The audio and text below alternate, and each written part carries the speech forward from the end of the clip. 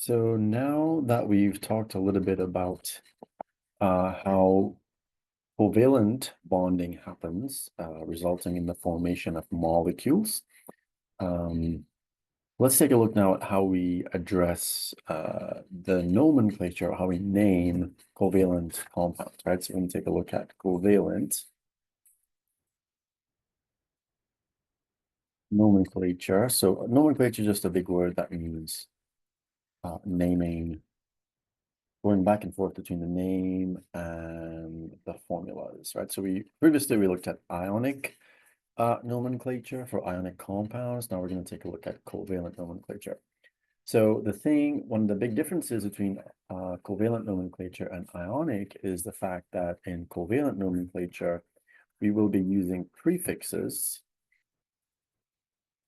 that are going to tell us or that denote the actual number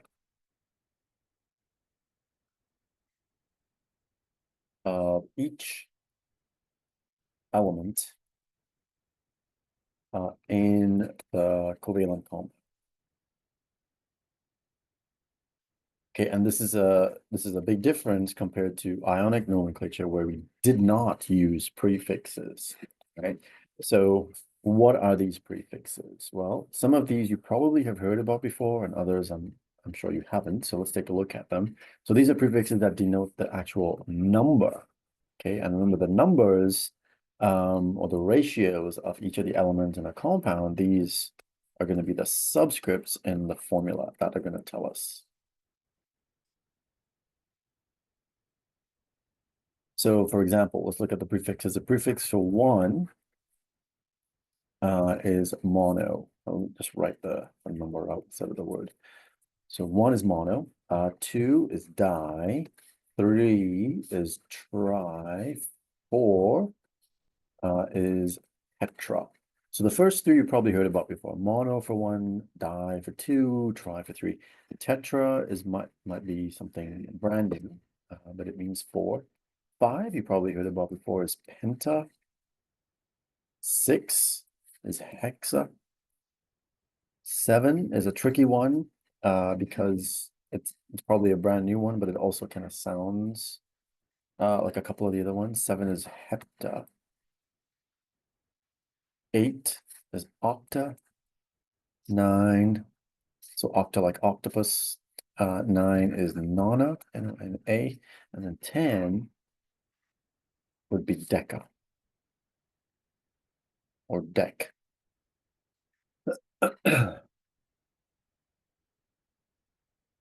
So you're gonna need to know these prefixes. Okay, and again, we're going to use them when we have to name covalent compounds. Okay, remember, covalent compounds are made up only of non-metals. So let's take a look at a few examples of these, and we'll just practice some naming. It tends to be a lot easier, covalent nomenclature is, than the ionic nomenclature, just because as long as you know the prefixes, it's really not that difficult. So let's take a look at a few of these. Let's say we have CO, CO2. We have S4, Cl7. We have, let's do SE. Well, let's do OF2. And then we'll do P2Cl5. And then we'll do the last one here, H2O. Actually, let's leave that one out for right now. Okay, so let's apply the nomenclature to these covalent compounds. So the first thing, if you're given the formula of any compound, okay, you need to decide. The first question to ask yourself is it ionic or is it covalent? Right. So the thing that you're looking for is the presence of a metal. So if you see a metal in the formula, right away you're thinking ionic, we're using the ionic rules. If you don't see any metals, right, then we're going to use the covalent rules because that tells us it's a covalent compound. So CO is made up only of nonmetals. C is carbon, and then O is oxygen.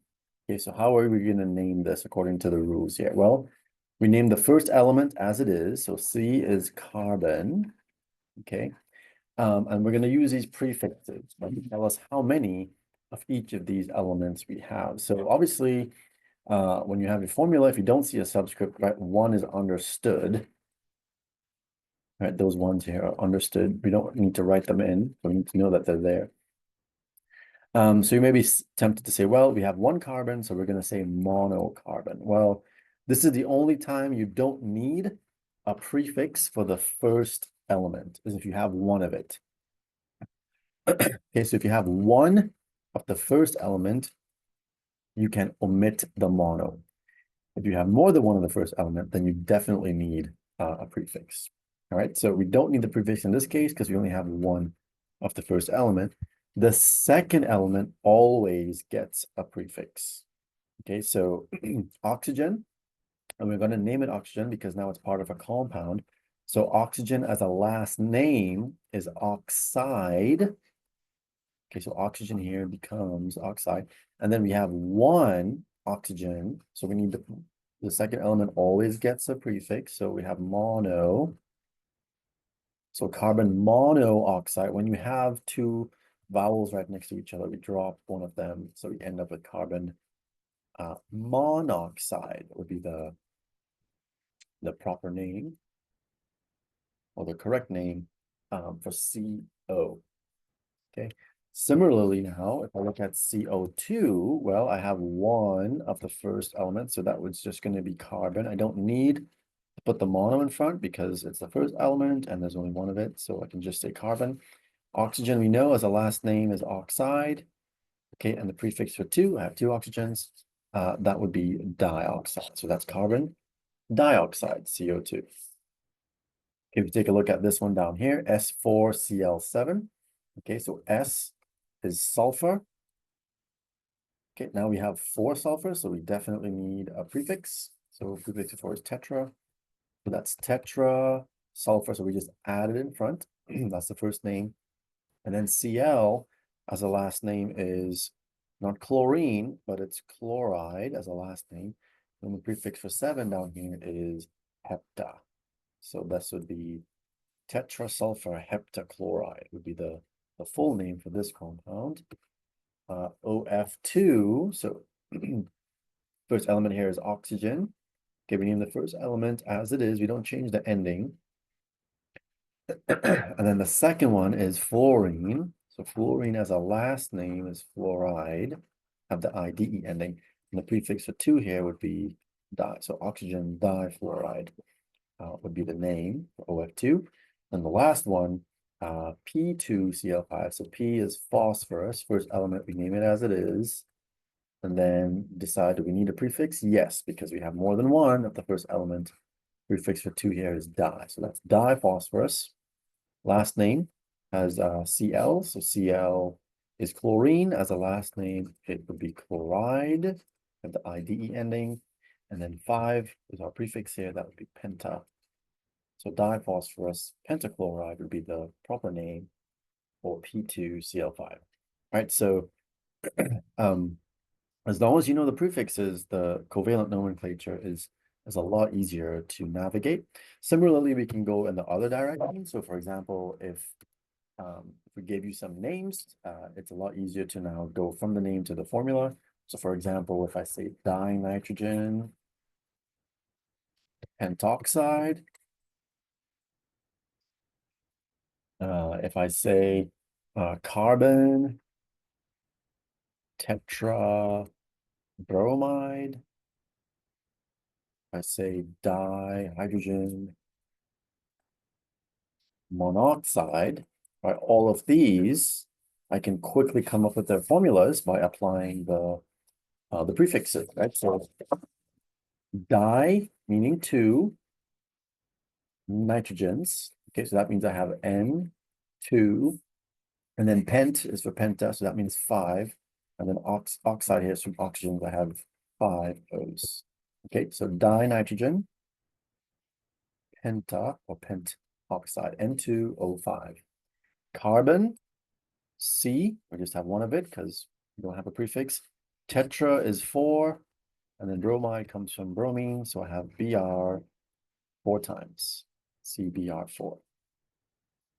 Okay, and then the last one, dihydrogen. So di meaning 2, hydrogen is H, so I have H, and then di here would be 2. Mono meaning 1, and then oxide from oxygen, so I have an O and I have it 1 time, so this is H2O. Oh, wait a minute, H2O is water that we know. Well, the correct chemical name for it is dihydrogen monoxide. Right? We don't say dihydrogen monoxide because water is a common name, and there are lots of small covalent compounds that usually have common names associated with them. So water here is a good example of this. Another one would be nitrogen trihydride. Okay, so this then is, will have one N, and then hydride comes from hydrogen, tri meaning 3, so I have 3 hydrogens, so that's nitrogen trihydride NH3.